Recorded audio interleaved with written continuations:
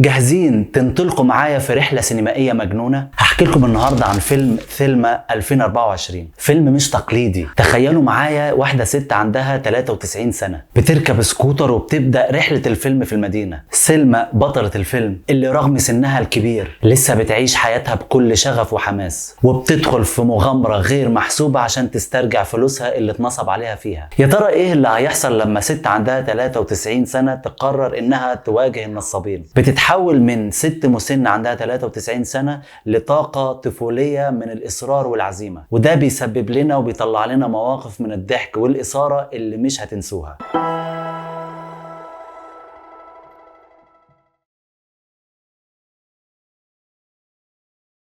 هنتكلم مع بعض عن تفاصيل الفيلم بدون حرق، من مشاهد السكوتر المضحكة للحظات التخطيط الجريئة لمواقف المواجهة مع السارقين. كمان هنتكلم عن شخصيات الفيلم الكوميدية والتفاعل اللي كان ما بينهم والرسائل اللي كان بيوصلها الفيلم بطريقة غير مباشرة. فيلم سلمى 2024 فيلم بيجمع ما بين الضحك والإثارة في قالب واحد. ازاي الكوميديا ممكن تيجي من أبسط المواقف وأكثرها إنسانية. استعدوا لجرعة كبيرة من الفكاهة والمرح ولحظات مليانة مشاعر وإنسانية. ما تفوتش ولا ثانية من الفيديو ده، يلا بينا نبدأ.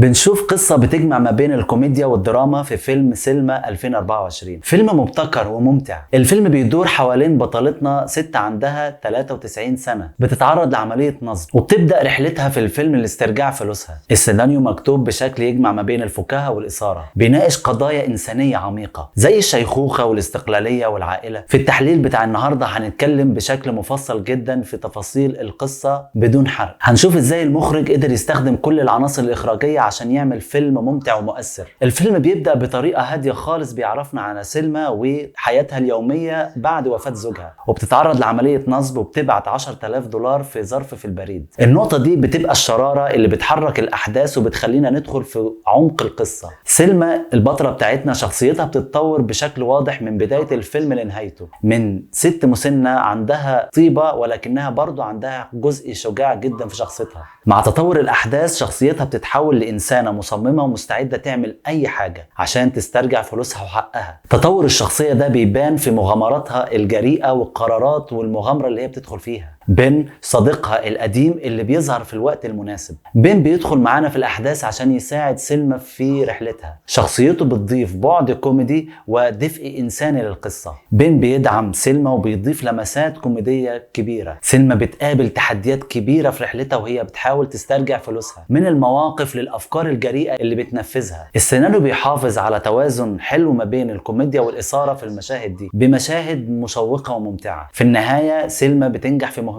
وبدون حرق للتفاصيل، السيناريو بيضمن ان النهاية تكون مرضية وفيها رسائل إنسانية عميقة عن الإصرار والقوة الداخلية. الحوارات مكتوبة بشكل ذكي وطبيعي جدا، بتعبر عن الشخصيات بوضوح. الكوميديا في الحوارات كانت خفيفة وظريفة، وده بيخلي المشاهد انه يحس انه جزء من الأحداث. مثلا الحوارات ما بين بين وسلمى كانت مليانة طرفة وفكاهة، وده بيدي جو كوميدي جدا للفيلم. تاني هقول ان السيناريو قدر يدمج ما بين الكوميديا والدراما بشكل ممتاز في القصة. المواقف الكوميدية كانت بتيجي بشكل طبيعي وغير مصطنع، لما سلمى بتتصرف بشجاعة غير متوقعة، لما بين برضه بيبدأ يساعدها بأسلوبه الفريد. في توازن حلو ما بين اللحظات الكوميدية والدرامية. في لحظات التوتر والحزن الكوميديا كانت بتدخل عشان تخفف من حدة المشاعر، وده بيخلي الفيلم مش مرهق ومتوازن. الفيلم مش بيقدم بس قصة ممتعة، الفيلم بيتكلم عن الشيخوخة وازاي نتعامل معاها وأهمية العائلة والدعم اللي بتعمله للأسرة ولكبار السن. وقدر المخرج يوصلها للمشاهد بشكل غير مباشر وبشكل يخليك تضحك. ست عندها 93 سنة بتجري ورا النصابين وبتدخل مغامرات. المواقف ما كانتش بس مضحكة، كانت كمان ملهمة. التفاعل ما بين سلمى وبين كان ممتع جدا. كانوا ثنائي كوميدي حقيقي، بينهم مواقف كتيرة كوميدية. كل مشهد بينهم كان مليان حيوية وضحك. كان في مواقف كتير غير متوقعة بشكل فكاهي، زي ما سلمى قررت تركب السكوتر وتنزل المدينة وتدور على النصابين والناس اللي خدوا فلوسها وترجع فلوسها. الفيلم خدك في رحلة من عدم التوقع للأحداث. خلينا نتكلم عن أفضل المشاهد.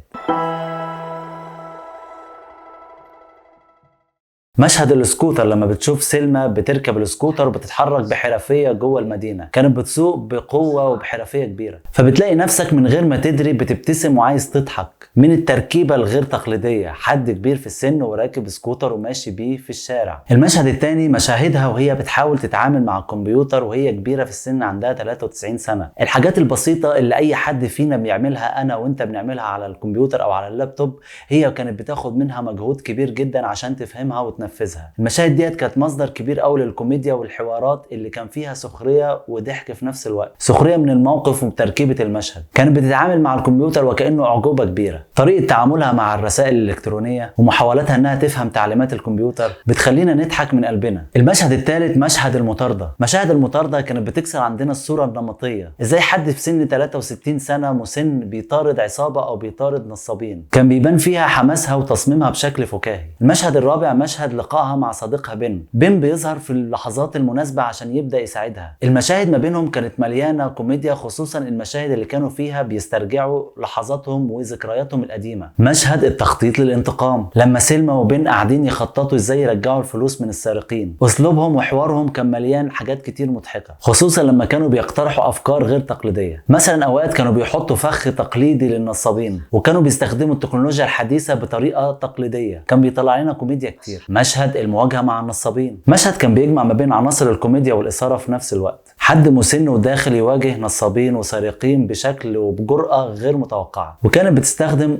أساليب وطرق غير متوقعة. مشهد النهاية، بدون حرق، مشهد النهاية كان بيجمع ما بين الأشخاص في لحظات مفرحة، إزاي كل الشخصيات اتحولت واتغيرت في آخر الفيلم وتعلمت شيء ودرس من المغامرة ديت.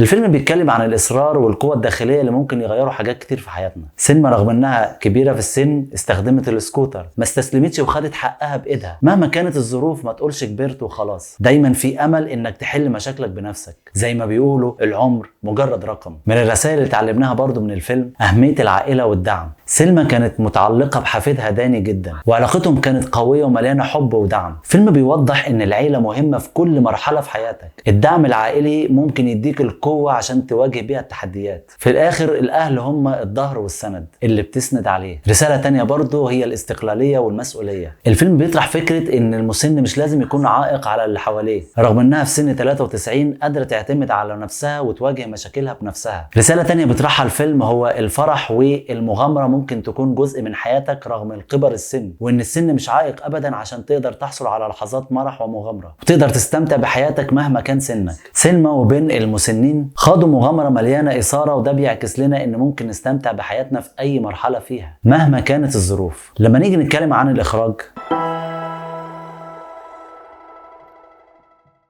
فيلم سلمى من إخراج جوس مارجولين، اللي أثبت بجدارة إنه مخرج متميز قادر على خلق فيلم بيمزج ما بين الكوميديا والدراما، وكان عنده رؤية واضحة للفيلم. قدر يعبر عن المزج دوت من خلال نقط كتير قوي في الفيلم. استخدام الكاميرا كان متنوع وحيوي. في مشاهد المغامرات استخدم حركة كاميرا ديناميكية، وده ادانا إحساس بالحركة والحيوية، وخلى المشاهد يحس إنه جوه الأحداث مش مجرد متفرج. في مشاهد الدراما الكاميرا كانت بتركز على تعبيرات الوجه والانفعالات، وده ادى عمق للشخصيات وخلى الجمهور يتعاطف معاها. طبعا الإضاءة والألوان استخدمها المخرج بذكاء كبير جدا. المخرج قدر يستخرج أفضل أداء من الممثلين. جون سكويت في دور سلمى وريتشارد راونتري في دور بن قدموا أداء جيد جدا بفضل توجيهات المخرج. التفاعل ما بينهم كان طبيعي ومليان حياة، وده انعكس بشكل كبير على جودة الفيلم. برضو المخرج اهتم بتطوير الشخصيات الجانبية، وده بان في الأداء الطبيعي والتلقائي اللي جه من الممثلين اللي بيلعبوا الأدوار الثانوية أو الأدوار المساعدة. المخرج استخدم المؤثرات الصوتية والموسيقى بشكل مميز جدا. الموسيقى كانت متناسبة جدا مع الأجواء الدرامية والكوميدية في نفس الوقت، وأضافت بعد عاطفي للمشاهد ونقلت المشاعر بشكل موفق. نقطة تانية في الإخراج كانت موفقة هو إيقاع الفيلم. رغم إن الفيلم كان فيه بعض المشاهد البطيئة،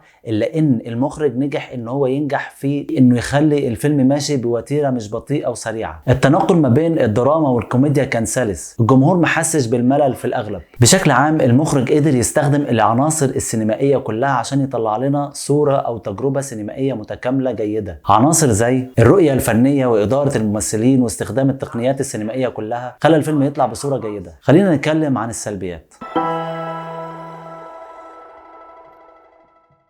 اول سلبيه هو توقع القصه. على الرغم ان الفيلم كان فيه احداث كتير مثيره وغير متوقعه ومشوقه، الا ان الفكره الاساسيه وهي محاولتها لاسترجاع الفلوس بتاعتها اللي اتنصب عليها فيها اتعرضت قبل كده وبطريقه مشابهه في افلام تانية، وده يخلي المشاهد متوقع تقريبا ايه اللي بيحصل وهيحصل، وده خلى بعض اللحظات في الفيلم مش مشوقه. السلبيه الثانيه هو ايقاع الفيلم. في العموم الفيلم ما كانش بطيء وايقاعه كان سريع، انما بعض المشاهد كان فيها بطء شويه. في سلبيه ثانيه ان بعض المشاهد ما كانتش مقنعه وغير واقعيه. بالنسبه لشخصيه في سن 93 سنه وتحاول انها تغامر بنفسها وتواجه ناس سارقين وخارجين عن القانون وتدخل في المخاطر دي كلها، الى حد ما كانش مقنع، رغم انه كان ممتع جدا وعملوها بشكل جيد ومضحك وكوميدي، لكن الى حد ما كانش مقنع. كانت بتقوم بافعال جريئه فيها مطاردات واستخدام سلاح، ده بعيد شويه عن الواقع وممكن يأثر على مصداقيه القصه. في سلبيه اخيره ولكننا ممكن نعتبرها سلبيه او ايجابيه في نفس الوقت. الفيلم ما كانش مركز على العمق النفسي والتاثير النفسي. مثلا اللحظات اللي اتسرق فيها الفلوس من سلمى كان ممكن نركز هنا على فقدها للفلوس واحساسها النفسي اتجاه الفقد ده. لو كنا ركزنا في مشاهد معينه على فقدها للفلوس كان ممكن نأثر بشكل أعمق في المشاهد وتكون مشاهد غنية بالأحاسيس والمشاعر. إنما أظن إن المخرج حب ما يخليش فيه تأثير نفسي كبير، بحيث إنه يغلب الكوميديا على المشاهد ويخلي الفيلم الطابع الغالب عليه الكوميديا والضحك. وربما المخرج حب يوصل لنا إن شخصية سلمى شخصية قوية، وإنها في لحظات زي ديت مش هتلجأ للتأثير النفسي وإنها مثلا تزعل أو تحزن على فقد المال بقدر ما هتهتم إنها ترجع الفلوس دي وتفكر وتخطط إزاي تواجه السارقين دول. في الختام الفيلم بيقدم لنا قصة ممتعة وسيناريو ذكي. فيلم بيجمع ما بين الكوميديا والدراما بشكل متوازن، شخصيات مبنية بشكل جيد بتقدر تتواصل معاها كمشاهد، الحوارات مليانة طرافة وإنسانية، الفيلم بيوصل رسائل مهمة بشكل غير مباشر، وده بيخليه تجربة سينمائية مميزة. كده المراجعة تكون انتهت. اكتب لي رأيك في الفيلم والقصة والفكرة، وما تنساش تحط لايك وتشترك في القناة وتشترك في فيسبوك وانستجرام وتيك توك بتوعي، هتلاقيهم في الوصف تحت. سلام يا أبطال، واشوفكم في مراجعة جديدة بإذن الله.